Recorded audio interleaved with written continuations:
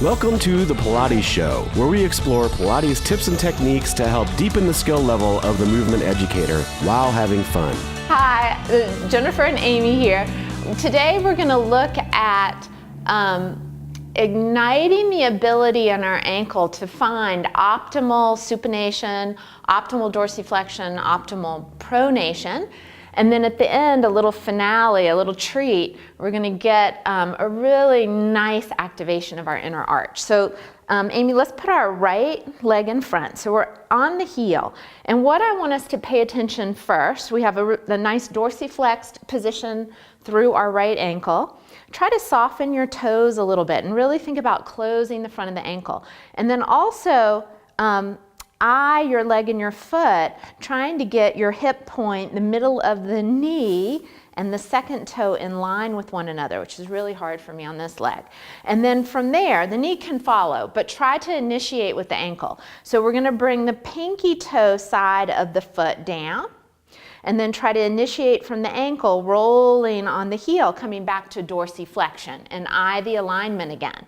And then you're gonna try to do it from the ankle first. You're gonna try to take the big toe side of the foot down towards the floor. Of course, the knee will follow. And then you roll to the back of the heel, coming back into dorsiflexion. So now we'll do it a little bit more rhythmically. So pinky toe, and roll, and take a moment for alignment.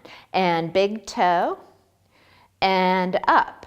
Now, this is really hard for me to do, but try to soften the toes and really try to initiate this as much as you can from the ankle joint and not kind of bullying the position through the activation of your toes. Good, and just one more to that pinky toe side of your foot. Hold it in dorsiflexion. Good, and then stand for a moment. So again, after you've done one foot, you just want to kind of notice the difference on both sides, how that foot is hitting the floor a little bit differently, and that foot that we just worked, you probably already feel that your inner arch is a bit more activated, a bit more lifted. Good, so you really have that dome. And so to create that a bit more, we're going to take just the left big toe, not the other toes, just the left big toe.